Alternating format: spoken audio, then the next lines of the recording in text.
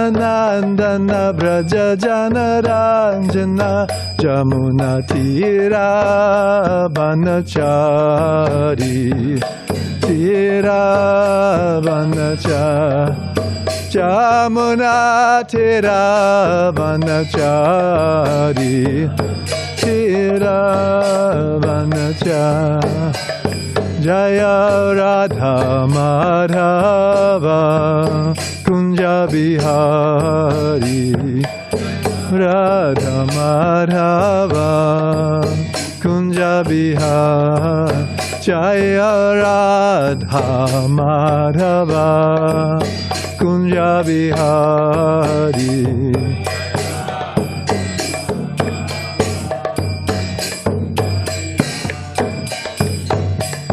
Hare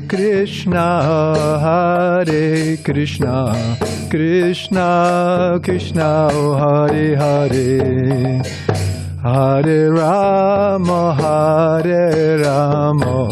Rama Rama, Hare Hare, Hare Krishna, Krishna Krishna, Hare Hare, Hare Rama, Rama Rama, Hare Hare, Hare Krishna, Krishna Krishna, Hare Hare, Hare Rama, Rama Rama, Hare Hare, Hare Krishna, Krishna Krishna, Hare Hare, Hare Rama, Rama Rama, Hare. Jaya Radha Madhava Kunja Bihari Radha Madhava Kunja Bihari. Jayom Vishnupad Paramahamsa Parivrajakacarya Aṣṭau Shri Srimad. His Divine Grace Abhay Charan Aravinda Bhakti Vedanta Goswami Maharaj Srila Prabhupada Ki Jai, Ananta Kota Vaishnava Vrinda Ki Jai, Namacharya Srila Haridas Thakur Ki Jai, Iskan Guru Vrinda Ki Jai, Prem Sikaho Shri Krishna Chaitanya Prabhu Nityananda, Sri Advaita Gadadhara Srivasadi Gaura Bhakta Vrinda Ki Jai, Shri Radha Krishna Gopa Gopinath Shai Mukunda Radha Kunda Giri Govardhan Ki Jai, Shri Vrindavan Dham Ki Jai, Shri Navadvip Mayapur Dham Ki Jai, Shri Jagannath Puri Dham Ki Jai, Nu Govardhan Dham Ki Jai, Ganga Mai Ki Jai, Yamuna Mai Ki Jai, Tulsi Devi Ki Jai, Bhakti Devi Ki Jai, Samaveda Bhakta Vrinda Ki Jai, Brihat Mridanga Srila Prabhupada's Transcendental Book Distribution Ki Jai, Shri Harinam Sankirtan Ki Jai, Prashadam Distribution Ki Jai, Nitai Gaur Premanandi Hari Hari Bol. All glories to the assembled devotees, Hare Krishna. All glories to the assembled devotees, Hare Krishna. All glories to the assembled devotees, Hare Krishna. All glories to the divine lotus feet of Sri Sri Guru and Sri Gauranga. All glories to Srila Prabhupada.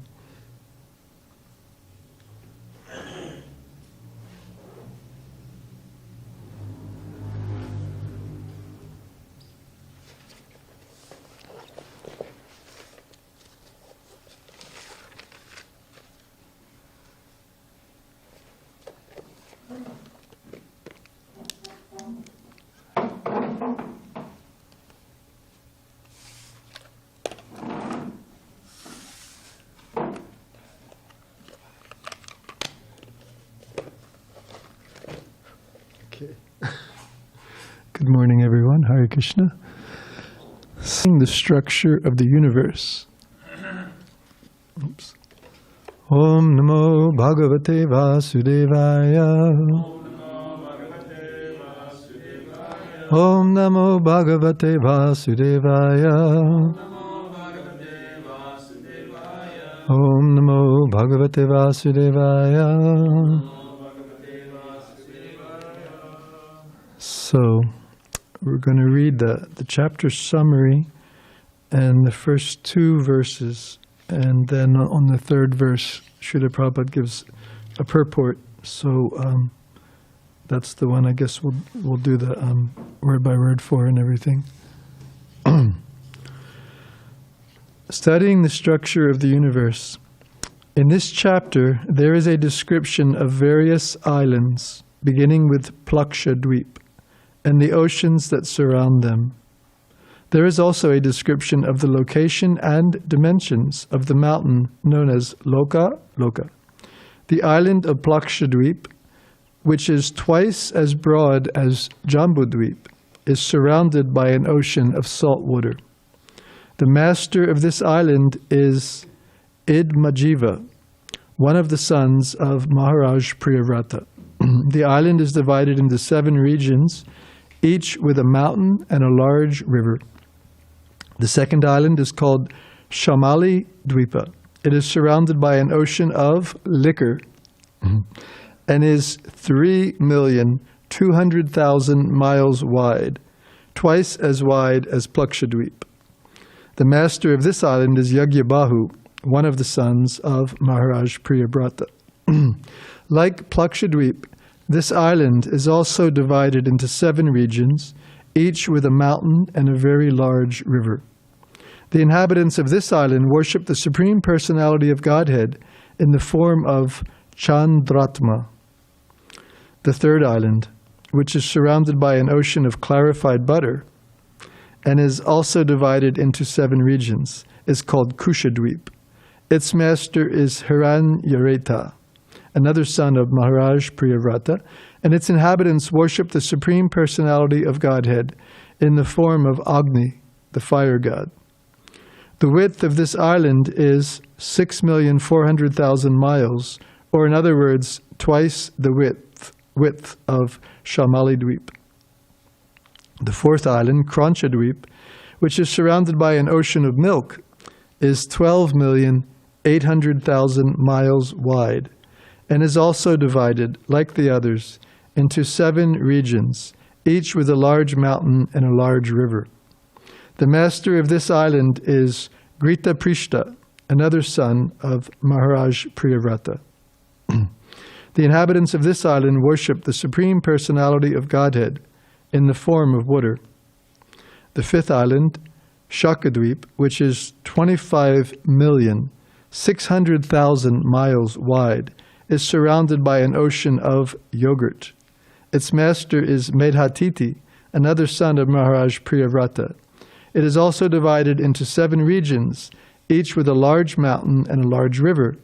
Its inhabitants worship the Supreme Personality of Godhead in the form of Vayu, air. The sixth island, Pushkaradweep, which is twice as wide as the previous island, is surrounded by an ocean of clear water. Its master is Vitihotra, another son of Maharaj Priyavrata. The island is divided in 2 by a large mountain named Manasotra. The inhabitants of this island worship Swayambhu, another feature of the Supreme Personality of Godhead. Beyond Pushkaradweep, there are 2 islands, one always lit by the sunshine, and the other always dark. Between them is a mountain called Loka, which is situated 1 billion miles from the edge of the universe. Lord Narayana, expanding his opulence, resides upon this mountain. The area beyond Loka mountain is called Alokavarsh, and beyond Alokavarsh is the pure destination of persons who desire liberation. Vertically, the sun globe is situated just in the middle of the universe, in Antariksha, the space between Borloka and Bhuvarloka. The distance between the sun and the circumference of Anda Golaka, the globe of the universe, is estimated to be 25 koti yojanas, 2 billion miles. Because the sun enters the universe and divides the sky, it is known as Martanda, and because it is produced from Hiranyagarbha, the body of the Mahatattva, it is also called Hiranyagarbha. Yeah, so it's interesting, the 2 billion miles which comes to a 4 billion mile circumference. I think even the mundane scientists have come to something similar, right? A diameter. Yeah, well,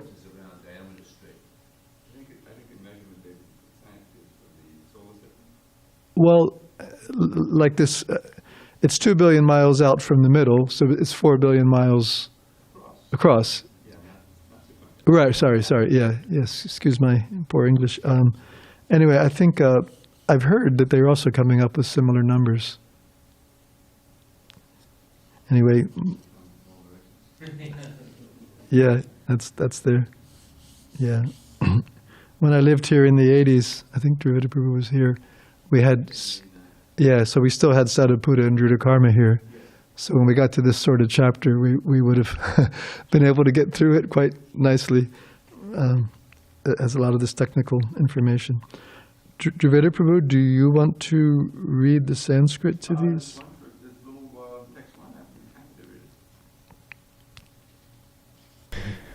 Shishukovacha atak param plakshadinam pramana lakshana sangstanato varsha vibhaga upavarnyate. The great sage Shukadeva Goswami said, "Hereafter I shall describe the dimensions, characteristics, and forms of the 6 islands, beginning with the island of Plaksha." Do you want to read this one? Okay, take about half an hour.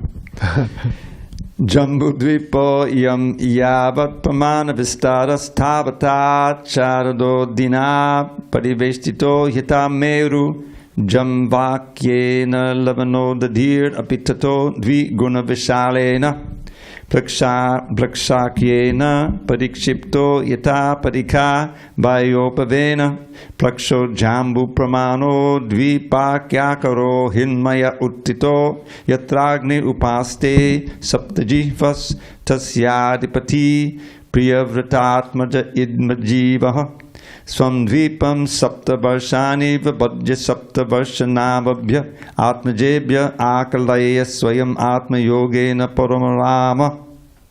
Thank you. You're welcome. Translation. What about the synonyms? No, I'm just kidding. Don't read the synonyms. We'll do that on the next one because it's shorter. As Sumera mountain is surrounded by Jambudvip, Jambudvip is also surrounded by an ocean of salt water. The breadth of Jambudvip is 100,000 yojanas, 800,000 miles, and the breadth of the saltwater ocean is the same. As a moat around a fort is sometimes surrounded by garden-like forest, the saltwater ocean surrounding Jambudvip is itself surrounded by Plakshadvip. The breadth of Plakshadvip is twice that of the saltwater ocean. In other words, 200,000 yojanas, 1,600,000 miles. On Plakshadvip there is a tree shining like gold and as tall as the Jambu tree on Jambudvip. At its root is a fire with 7 flames. It is because this tree is a Plaksha tree that the island is called Plakshadvip. Plakshadvip was governed by Idmajiva, one of the sons of Maharaj Priyavrata. He endowed the 7 islands with the names of his 7 sons, divided the islands among the sons, and then retired from active life to engage in the devotional service of the Lord. So, this is the one I guess we'll read the synonyms for. Do you want to read the Sanskrit?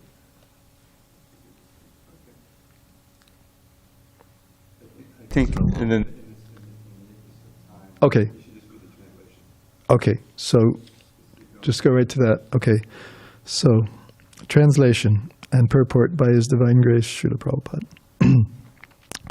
The 7 islands, Varshas, are named according to the names of those 7 sons, Shiva, Yavasa, Subhadra, Shanta, Shema, Amrita, and Abhay. In those 7 tracts of land, there are 7 mountains and 7 rivers. The mountains are named Manikuta, Vajrakuta, Indrasena, Jyotisman, Suparna, Hiranyastiva, and Meghamala. And the rivers are named Aruna, Nrimna, Angirasi, Savitri, Suptabhata, Ritambara, and Satyambara. One can immediately be free from material contamination by touching or bathing in those rivers. And the 4 castes of people who live in Lakshadweep, the Hamsas, Patangas, Urdhvayanas, and Satyangas, purify themselves in that way. The inhabitants of Lakshadweep live for 1,000 years. They are beautiful like the demigods, and they also beget children like the demigods. By completely performing the ritualistic ceremonies mentioned in the Vedas, and by worshipping the Supreme Personality of Godhead, as represented by the sun god, they attain the sun, which is a heavenly planet. Purport. According to general understanding, there are originally 3 deities, Lord Brahma, Lord Vishnu, and Lord Siva. And people with a poor fund of knowledge consider Lord Vishnu no better than Lord Brahma or Lord Siva. This conclusion, however, is invalid. As stated in the Vedas, Ishtapurtam Bahuda Jayamanam Vishvam Vibharti Bhuvanasya Nabi Tad Evagnis Tad Vayus Tad Suryas Tad U Candramā Agni Sarvadayvata. This means that the Supreme Lord, who accepts and enjoys the results of Vedic ritualistic ceremonies, technically called Ishtapurta, who maintains the entire creation, who supplies the necessities of all living entities, Eko Bahunam Yovidati Kaman, and who is the central point of all creation, is Lord Vishnu. Lord Vishnu expands as the demigods known as Agni, Vayu, Surya, and Candra, who are simply parts and parcels of his body. Lord Krishna says in Srimad Bhagavatam Gita, 9th chapter, 23rd verse, Ye pyanya devata bhakta yājante śrotrādayaś tepi mam eva konteya yajanti avidi purvakam. Devotees who worship the demigods with firm faith worship me also, but not according to regulative principles. In other words, if one worships the demigods, but does not understand the relationship between the demigods and the Supreme Personality of Godhead, his worship is irregular. Krishna also says in Bhagavad Gita 9:24, Aham hi sarva yajnanam bhokta cha prabhur eva cha. I am the only enjoyer of ritualistic ceremonies. Excuse me. It may be argued that the demigods are as important as Lord Vishnu because the names of the demigods are different names of Vishnu. This, however, is not a sound conclusion, for it is contradicted in the Vedic literatures. The Vedas declare, candramā manaso jātaś cakṣoḥ sūryo ajāyata śrotrādayaś prāṇaś mukhād agnir ajāyata nārāyaṇād brahmā nārāyaṇād rudro jāyate nārāyaṇād prajāpatiḥ jāyate nārāyaṇād indro jāyate nārāyaṇād aṣṭau vasavo jāyante nārāyaṇād ekādaśa rudrā jāyante. Thank you. The demigod of the moon, Candra, came from the mind of Narayana, and the sun god came from his eyes. The controlling deities of hearing and the life air came from Narayana, and the controlling deity of fire was generated from his mouth. Prajāpatiḥ, Lord Brahma, came from Narayana, Indra came from Narayana, and the 8 vasus, the 11 expansions of Lord Siva, and the 12 adityas also came from Narayana. In the Smriti Vedic literature, it is also said, Brahma Shambhus tatai varkas chandramas cha shatakratu evam adyas tatai vanye yukta vaishnava tejasa jagat karya vasanetu viyujyante cha tejasa vitejas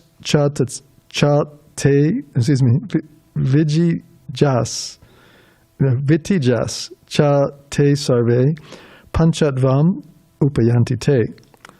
Brahma, Shambhu, Surya, and Indra are all merely products of the power of the Supreme Personality of Godhead. This is also true of the many other demigods whose names are not mentioned here. When the cosmic manifestation is annihilated, these different expansions of Narayan's potencies will merge into Narayan. In other words, all these demigods will die. Their living force will be withdrawn, and they will merge into Narayan. That's the end of that quote. Therefore, it should be concluded that Lord Vishnu, not Lord Brahma or Lord Shiva, is the Supreme Personality of Godhead. As a government officer is sometimes accepted as the entire government, although he is actually but a departmental manager, so the demigods, having achieved power of attorney from Vishnu, act on his behalf, although they are not as powerful as he is. All the demigods must work under the orders of Vishnu. Therefore it is said, Ekale Ishvara Krishna Ara Sabha Britya. The only master is Lord Krishna or Lord Vishnu, and all others are his obedient servants who act exactly according to his orders. The distinction between Lord Vishnu and the demigods is also expressed in Bhagavad Gita 9:25. Yanti deva vrta devan, yanti mad yajinopimam. Those who worship the demigods go to the planets of the demigods, whereas the worshippers of Lord Krishna and Lord Vishnu go to the planets in Vaikuntha.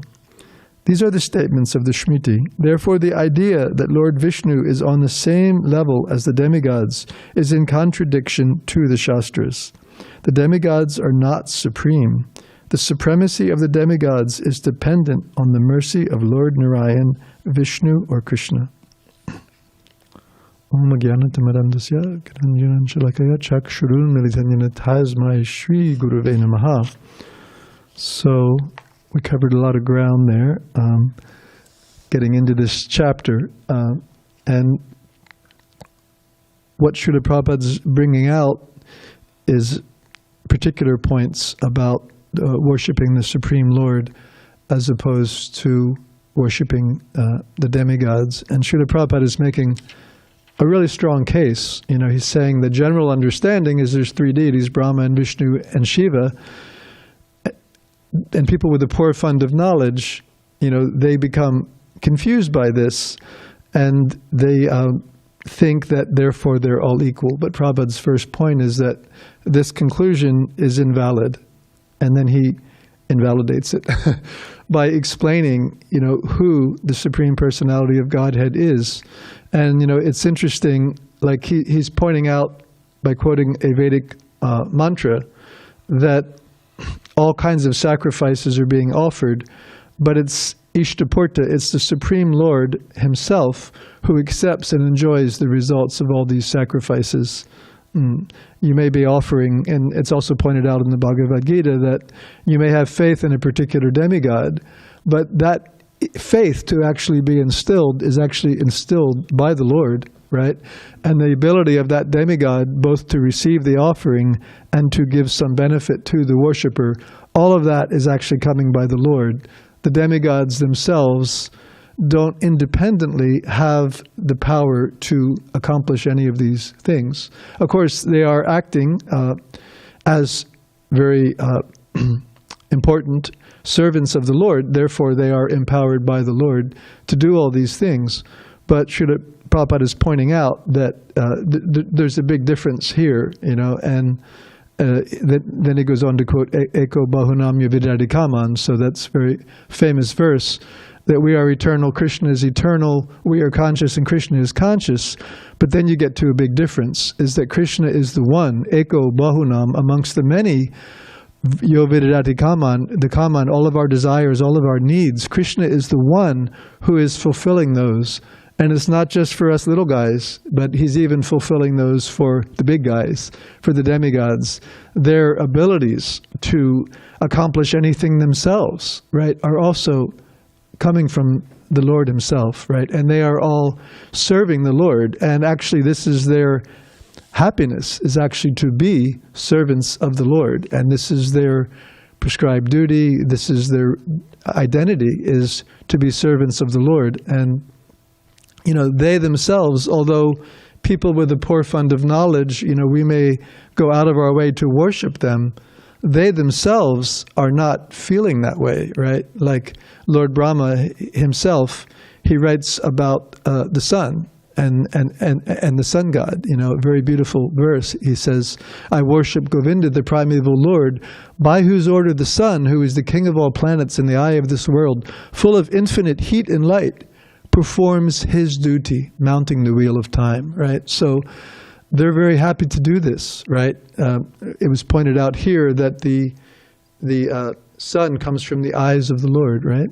Like that. So all of these demigods, they are emanating from Lord Narayan. They are parts and parcels of his body, but they are not his whole body, right? So they are empowered by the Lord to assist in different ways.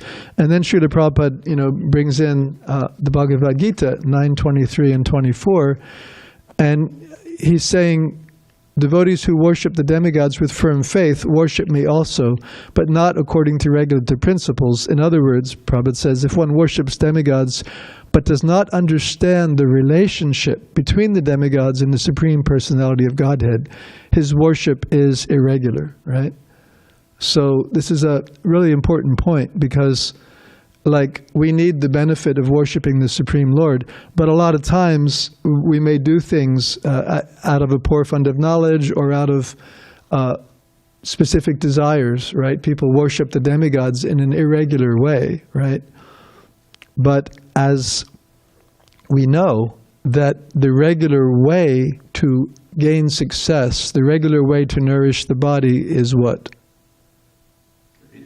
Feed the stomach. And money, I'm having trouble pronouncing it. Mani Bahani, thank you, because Mani Bahani Prabhu, as you know, what are you doing every morning? The garden, right. And are you sprinkling water on all the leaves and flowers and each little twig? What are you doing?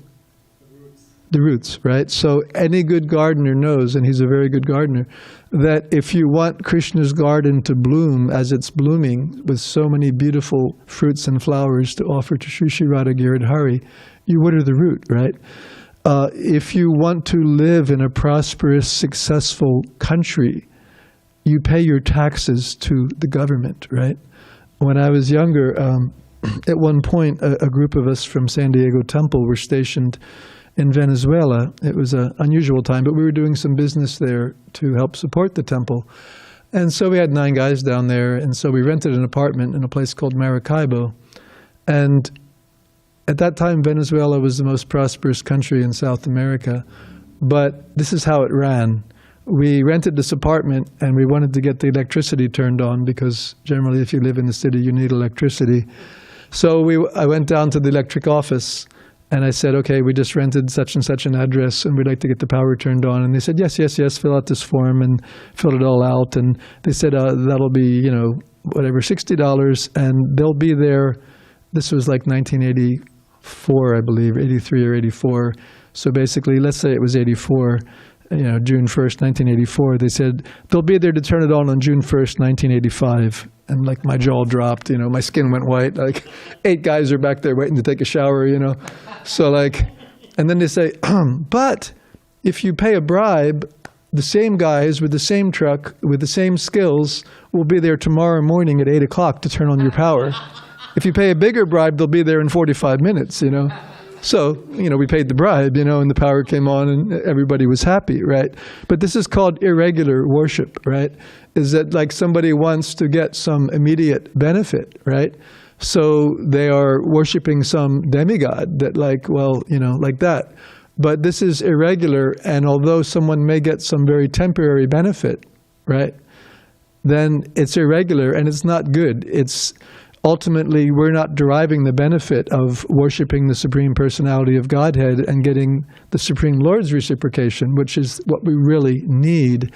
And also, everything else is going to pot. You know, if you look at Venezuela, that was the state of Venezuela in 1984, and it only went downhill from there. I mean, now the people can barely even, you know, I'm sure when you're in Miami airport, they were the big donors, right? They used to come through and, you know, I mean, it was a very prosperous country, but like now they don't even go through Miami airport because they can't even get out of the country, So, this is degradation, and this is the degradation of Kali Yuga, is that ignorance has spread. People don't realize the proper context, in this case, of the demigods and the Supreme Lord, and everything is going on in a very irregular way, right? So, anyway, Srila Prabhupada is spending a lot of time here to point out, this. And then he goes on to say about, people argue that the demigods are as important as Lord Vishnu because the names of the demigods are different names of Vishnu.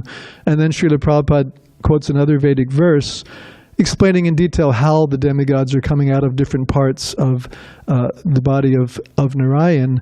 And then he makes a very important point that they represent the power of the Lord, but the Lord is the powerful, right? And this kind of goes back to the similar point, is like there can be many manifestations of the power, right? And one may want the benefit of that power, but without the powerful, right, that power is a very transient thing, you know what I mean? Like whatever benefits, and Prabhupada quotes from Bhagavad Gita, whatever benefits we get from the worship of the demigods, they're limited and temporary, and at best, by worshiping the demigods perfectly, Yanti Deva Vrta Devan Pitrin Yanti Patrivataha Bhutani Yanti Bhutaja Yanti Mad Yajinopimam. If one worships the demigods, one can go to the planets of the demigods. If one worships ghosts and spirits, one can go to there. If one worships the ancestors, one can live with the ancestors. If one worships me, one can live with me, right? So this is the broader point, is that the perfection of our life is to go live with Krishna, is to become Krishna conscious, is to be with Krishna, to be conscious of Krishna. So Srila Prabhupada is taking this time to enlighten us, because this point has to be understood, is that there is a purpose of life. And when the soul comes to the human form of life, this is a very pivotal moment in the sojourn of the soul in this material world, which we know we may have been kicking around in body after body in this material world, literally for millions of births, right? They use the word anadi, which is like this sort of beginningless, or, no one knows the origin, because it's been going on for so long, and our ability to perceive that length of time is just not there, right? So, although Krishna knows, nobody else knows. We souls have been rotting for so long. And when the soul comes into the human form of life, this is the pivotal moment where one can ask, as we've been many classes in recent weeks, we can ask these questions. Who am I? Why am I here? Why am I suffering? What is the meaning of life, right? And we see the examples, just like yesterday Vijay Prabhu was sharing so nicely about Sanatana Goswami, right? So he was a minister, he was a pundit, he was a most learned person, right? But when he came before Lord Chaitanya, he said, I am glorified by the people as a very learned person. I know so many languages and so many things, I can speak on so many topics, but I don't even know who I am. I don't even know why I'm here. I don't even know why I'm suffering, like that. So he very humbly presented himself as a disciple to Lord Sri Chaitanya Mahaprabhu. And this is the platform on which human life begins, right? This is the distinction between human life and animal life. Because bodily life, we're going on in a very similar fashion, right? We have our nice living quarters, our nice bed to lie down and sleep on. You can go, you can see there's a nice hole there. The rabbit is crawling in his hole at night, right? Everybody makes some nice situation according to, their situation in their body, right? We are eating, right? We are making so many, going to Trader Joe's and getting the nice organic, and, or going to McDonald's and getting the hellish, whatever it is, right? The hog is going and finding some nice freshly dropped stool, right? The cow is eating the grass. So eating is going on, right, in every form of life, right? Mating, we're making so many elaborate arrangements, right? So these things are going on, and defending, right? Oh my God, defending, right? I was working at a Navy base for about 2.5 years in Norfolk, Virginia. And, they're really spending a lot of money, developing weapons systems, training people to use them. I mean, it's such a specialized science, right? Such a specialized science. And it's going on and on and on at a feverish pace because you got to keep ahead of the Chinese and the Russians and this one and that one. And everybody's, why? But it's the same thing as the animal, right? You see the bird. They're going to eat a little something, but they're always looking, and their wings ready to, at any second, some predator can come, right? Everybody has some achincha shakti, some unique ability to, outrun Wile E. Coyote, or whatever it is. Everybody has some facility to protect themselves or to make offensive attacks. The tiger is very powerful, very sharp claws, sharp teeth, right? So this is what's going on in the material world, in materialistic consciousness. But real human life begins from this point of sambandha gyan. Who am I? Why am I here? What is the meaning of life? And then approaching a proper teacher who can actually answer those questions. So Srila Prabhupada has been, pointing out here why it's important to understand the proper context of this world, that there is a Supreme Lord, and that every other living being, right, from Brahma, from Indra in heaven down to Indragopa, which is a small germ that lives for a very few moments, and everyone in between, right? We are all subject to birth, death, old age, and disease. Everybody is caught up in this web of karmic activity and the resultant reactions, and this is causing us to take one body after another. We're like stuck on this wheel of samsara, right? We're stuck on this Ferris wheel. But the point is we have to get off of this wheel and we have to become reinstated in our original constitutional position. Jiver Swarupa Hoy Nitya Krishna Das. We have to be reinstated as eternal servants of Lord Krishna. And that is where we and the Devas and everybody else will find their perfection. So Srila Prabhupada is pointing this out so nicely. And it's important because, maybe all this info about demigods for us Westerners is a little bit like, yeah, okay, well, I never worshipped India anyway, but you know what I mean? Like, I was in the Caribbean working for many years, and a lot of the people of Indian descent in the Caribbean are from Guyana. And basically, sometimes we would go to mandirs and do little, Krishna conscious sharing and things. And, the big objection always is, but what about, Shiva's the supreme person, Indra, what about this one? Ganesh, that one, it's like, because they've been trained up. They've been raised that everybody's God, all the devas, and, like that. So, some of these places have altars that like a half a city block, like everybody is there, So, and so, like Vijay mentioned yesterday, there's a lot of confusion, right? The Vedic literature is so vast and people run with a little bit of it. Like you met the guy that had just come back from India and what was this thing? 1980. So, he found out a little something. It's not this, you know what I mean? But what is it? That he didn't find out, and it's like a big confusing mess, like the whole idea that the Vedic culture is pantheist is just because people don't have a full understanding, which Srila Prabhupada is giving here. Yeah, there's demigods. They're extremely powerful. They're great departmental managers in the universal government of the Lord, but they're all servants of the Supreme Personality of Godhead, right? So anyway, so how did we get here, And I mentioned Vijay Prabhu made that point. And the Lord and the Acharyas, they are actually, therefore, they are giving us this proper context because especially in this age of Kali, it's such a confusing time. And the influence of the age of Kali is ignorance. It's just ignorance. It's materialism. It's quarrel. It's hypocrisy. It's meant to put us down deeper and deeper into ignorance, right? So the importance of bringing the strongest medicine, right? Like we heard that beautiful example that Srila Prabhupada was given this morning, right? that when someone is bitten by a snake, they don't die immediately, but they go into a comatose state, right? And in India, there's actually people who can chant a mantra, and actually by that mantra, they can bring the person out of that comatose state. It's like an antidote to the venom of the snake. Otherwise, that person's going to die.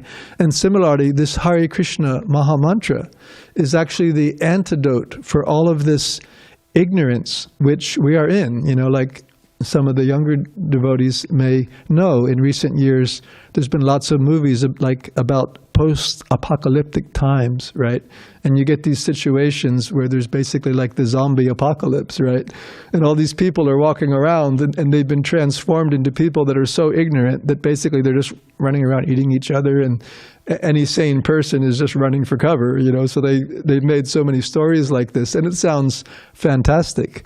But actually, it's not so far off the mark. You know, like if you really look at this situation, we're living here in the United States of America, and I didn't have time to look it up, but I remember about 20 years ago, I think the figure was something like 20 million animals a day are killed for the people of America to eat meat, right? And I did read the other day, because of the recent Supreme Court decision, R.E. Roe versus Wade, it was estimated that annually there's about 800,000 abortions in America, right?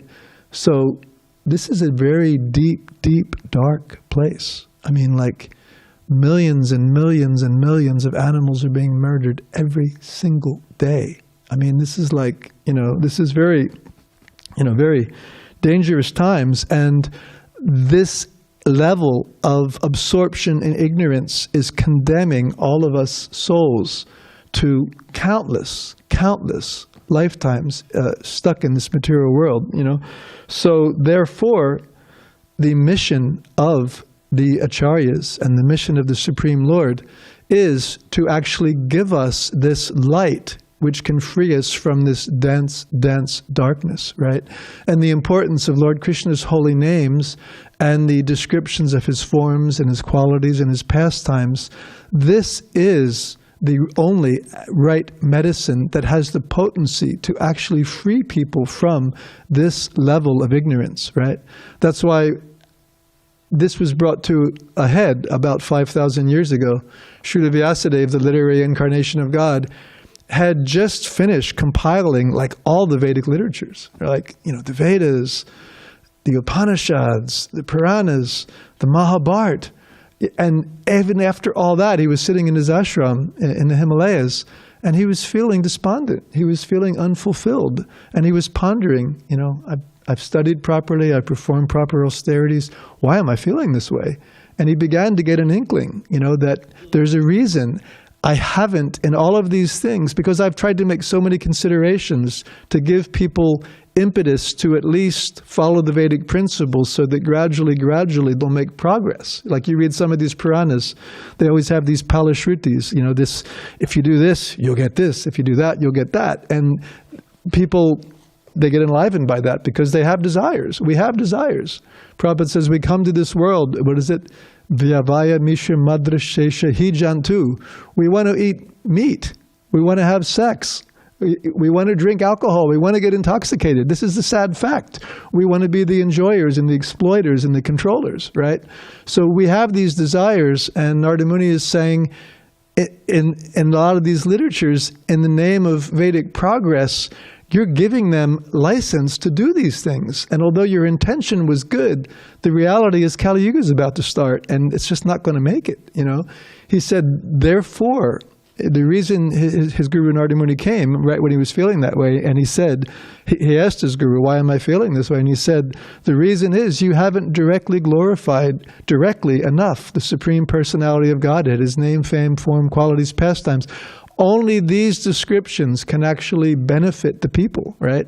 So the six Goswamis, Lord Chaitanya brought them together, Rupa and Sanatan, we were hearing yesterday, from Vijay Prabhu, right? And one of the main duties he gave them was to scrutinizingly study all the Vedic literatures with the aim of establishing eternal religious principles for the benefit of all living entities. So Srila Vyasadeva, he then, after realizing his incompleteness. He wrote the Srimad Bhagavatam, which is the mature fruit of all the Vedic literatures, right? The Srimad Bhagavatam, full, completely full, and only full with descriptions of the Lord, the Supreme Lord and His devotees, His devotional service. Lord Chaitanya instructed the 6 Goswamis, and they went through all the Vedic literatures, and they brought the cream of the cream of the cream, right?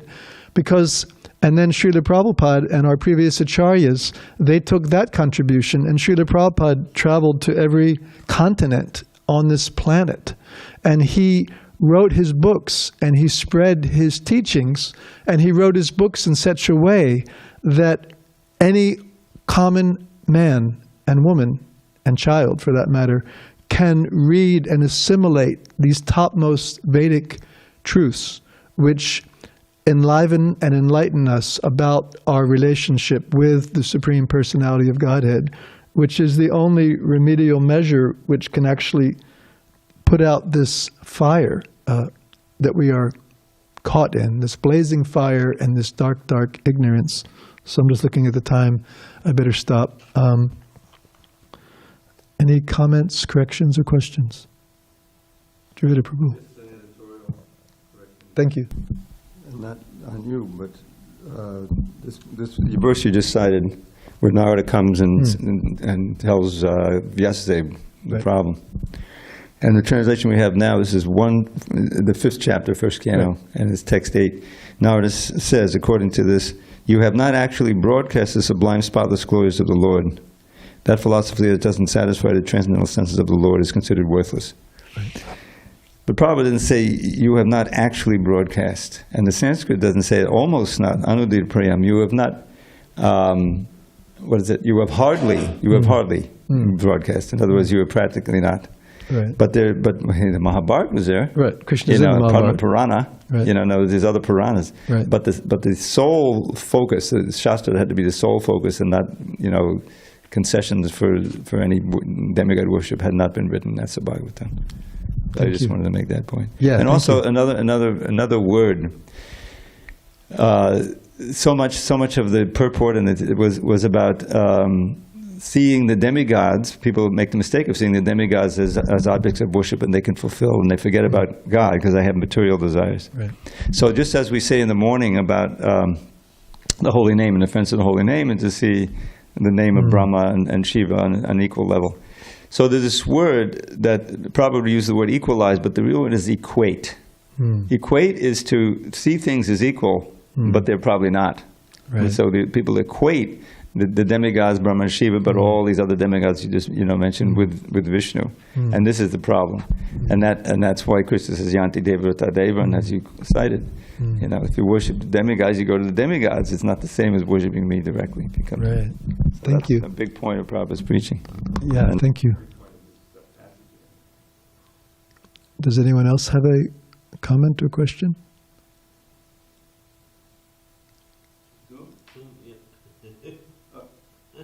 I think Trividabhu had another point. What about, sometimes devotees, they bring up this idea of they want to worship Ganesh with the idea of getting lots of money. No, I'm just joking. With the idea of, maybe they're doing that, I don't know. With the idea of, having their obstacles removed. And someone was saying that in Brahma Samhita, that it's explained that Ganesh is getting his power. Of course, he's getting his power from Krishna, but he's getting his power from Lord Nrsimhadev. Of course, Prabhupada does mention in the Nectar Devotion about worshiping Ganesh for removing obstacles. Sometimes devotees may do that. So maybe you could just comment on that. Yeah, well, that. I mean, I'm not exactly sure, because sometimes it seems that devotees. I can never understand. Because personally, I don't have a spontaneous attraction to Ganesh. I mean, I never have, and I don't think I will. But it seems like there's a number of devotees. You save the elephants. There's a number of devotees I know who just seem to have a spontaneous attraction to Ganesh. Like putting pictures up all over their rooms, and there seems to be like a meditation there going on. So, anyways, but maybe you just comment on. Well, one point is, as you pointed out, that there is a proper context, like you were pointing out, how Ganesh carries the dust from Lord Nrsingadev? On his tumuli. Yeah, his power to remove those obstacles is coming from his worship of Lord Nrsingadev, right? So this is seeing things in context, right? Just like our Srila Bhaktisiddhanta, he was Bimala Prasad when he was a boy, because when he was born, Bhaktivinoda Thakur was living in Jagannath Puri, and he was very involved in overseeing the Jagannath temple, right? So when the prasadam comes from Lord Jagannath, it first goes to one of the forms of Mother Durga, right? Bimala Devi. And then she's the first to enjoy the prasadam of the Lord, and then it goes out to everybody else, right? So it's not that we don't respect or worship these personalities, and when they're seen in context of their service to the Lord, it's very appropriate. You know what I mean? Specifically, was it Guru Kripa? There's that story. Some devotees asked Prabhupada about, they were collecting a lot of Lakshmi for supporting projects in India on Prabhupada's order, and they had this idea that, can we worship Ganesh because we really want to do big and we really want to... And Prabhupada said, yes, but you must give me, what was the figure? $10,000 a week or something like that. Yeah, I think it was even higher, but it was like that. You must give me like, when money was worth something, $10,000 in 71, like basically you could have bought the house next door, now it's 1.2 million or whatever, so yeah. Yeah, so, and the impression I've gotten when I've heard the story was the impression that we get all the time when we study Prabhupada's dealings with spreading the movement all over the world. He didn't, even if things were bona fide, in many cases, he didn't want the emphasis to become sidetracked. He wanted that emphasis on Krishna, on Chaitanya Mahaprabhu, on Lord Nityananda. He wanted that very exclusive focus of the Vaishnavas not to be diluted. Doesn't mean that these things aren't there Vedically, doesn't mean they don't have value, but Srila Prabhupada, he had a mission, right? And he executed that mission with such amazing potency that here we are, spread it all over the world. Yes. Take 30 seconds.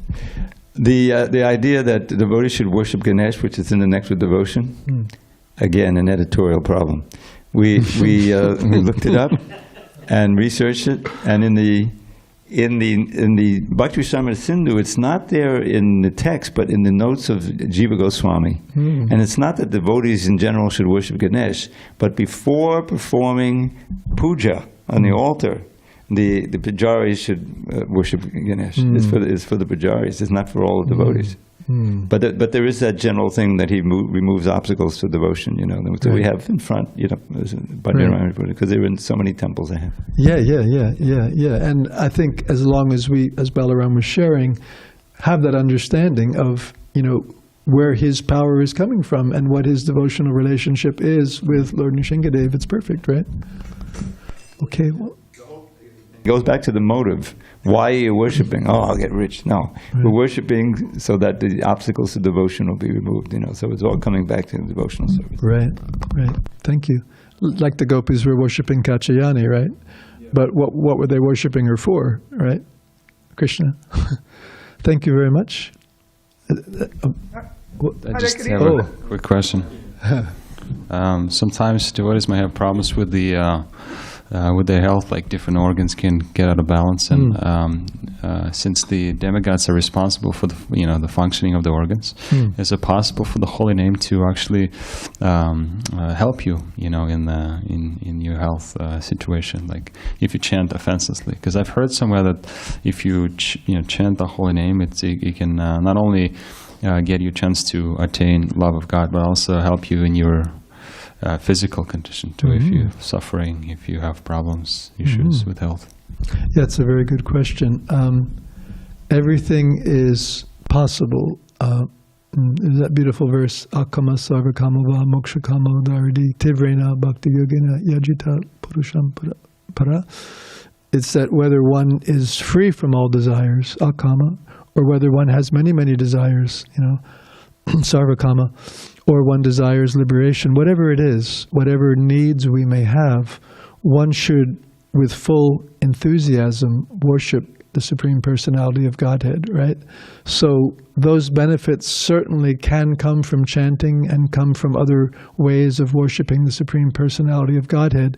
At the same time, a devotee knows, like Lord Chaitanya, he may embrace me or he may, smash me, but he may neglect me, but I will always be his devotee. So we all have a unique situation in this world. We all have a particular time that we'll be in this body. We have particular health issues. Krishna can do anything, right? He can heal us. What is that? Rakhe Krishna Marike, Mari Krishna Rakhe. Krishna can protect us. He can destroy us. But that what happens to our body is not the ultimate manifestation of the Lord's mercy, right? Because sometimes we see, just like our Shamala Devi, Bhishmadev Prabhu's wife, Jamunapati's Parashakti's daughter, right? Wonderful devotee, just wonderful devotee. And very young, she had cancer and she passed away. And by her devotion and her spiritual master, Indradumna Maharaj, was constantly speaking to her, reading to her, Jamunapati, Parashakti, Jayashri, they were all there with her. Indradumna Maharaj was speaking to her every day. Her husband, Bhishmadev Prabhu, was right by her side. We visited her a couple times. This was all during COVID, but she went back to Godhead as far as I could see. She was just surrounded by loving devotees, and she just accepted that my body is going to end in a few months. Let me become Krishna conscious, right? So that example is also there. I've also seen examples where people have had horrendous health problems and Krishna has miraculously healed them and it facilitated their service. So both sides are there, you know what I mean? But our aspiration should be to live as long and as healthy as possible for Krishna's service, and at the same time to be grateful and conscious of Krishna even if everything goes south. And I heard a lecture, and I don't want to go too long, but Charu Prabhu, you mentioned the other day up in Salt Lake. I heard one lecture he gave, and he was doing kind of a Christian preaching style, and it was so effective. He took this point that we're discussing right now, right? That we have problems, and we can pray to Krishna to alleviate those problems, right? But then the other side of that, the point he took was, when you're in the fire, don't necessarily pray to Krishna, please get me out of this fire, get me out of this dangerous situation. But we can pray, Krishna, please come into the fire with me and help me to be conscious of you even in the midst of this fire, right? That's the example of Prahlad Maharaj. He was getting thrown off cliffs. He was getting put in a wok of boiling ghee, right? And what was he doing? Was he trying to get out? Was he saying, no, he was just chanting Hare Krishna, He was just absorbed in remembrance of the Lord, right? And in that case, the Lord protected him so much that Hiranyakashipu was just like dumbfounded, I got the best executioners in the world, and this kid's 5 years old. He's just like pulling his hair out, how is this possible? He got his sister, Holika, who had a benediction from Mahadev, Lord Siva, that she would never be hurt by fire. So he had his sister carry Prahlad into a raging fire, thinking, okay, she'll walk out and Prahlad will be burned up.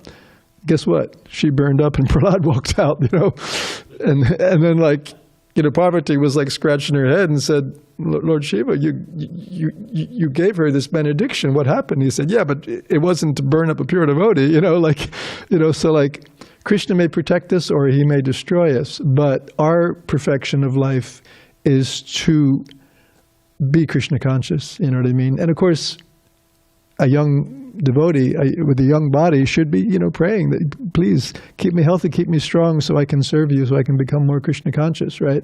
But sometimes it also happens that we have to see that now is the time that Krishna's taking away this body or causing some illness, and let me feel my loving service relationship with Krishna even in the midst of this difficult situation. Does that answer your question? Is that satisfactory? Okay. So I guess we better end because of the time. Thank you all so much. Hare Krishna. Hare Krishna. Excuse me. Oh, Prabhu, but if you do not have the time for Zoom students, do not worry, Prabhu. We're grateful for your questions and your association. Okay, so Vaikuntha, Prabhu, Dandavat Pranams. My question is, how do you explain that although both of them are made of spiritual energy, still only Vishnu is capable of supplying the necessities of all living entities? Why can't I, for example, create a planet or show the universal form if required? Please? Well, it kind of comes back to a quantitative and a qualitative analysis, that qualitatively we are like Krishna. We are pure spiritual energy, right? But quantitatively, there's a gulf of difference. Krishna is very great and we're very small, right? So although we qualitatively, our perfection is to have a loving relationship with Krishna, and Krishna's happiness is to provide all of the necessities for everyone, his pure devotees as well as every living being. He's supplying everything, but we're very small and Krishna is very great, so that position hasn't really been given to us. Of course, acting in service to the Lord in any capacity, it may appear that we're able to supply things, just like the demigods. Indra, even Nanda Maharaj said, well, we got to do this yajna for Indra because he's the one that sends the rain, But then Krishna went out of his way to show that Indra is not independent, right? So Krishna, he wanted to establish exclusive devotional service to himself, and part of that is our understanding that Ekale Ishvara Krishna Arasabha Briche. Krishna is the only supreme personality. Does that answer your question? Oh Prabhu, completely. Thank you very much. Hare Thank Krishna. you. Hare Krishna. So we'll end there. Hare Krishna. Glories to Srila Prabhupada.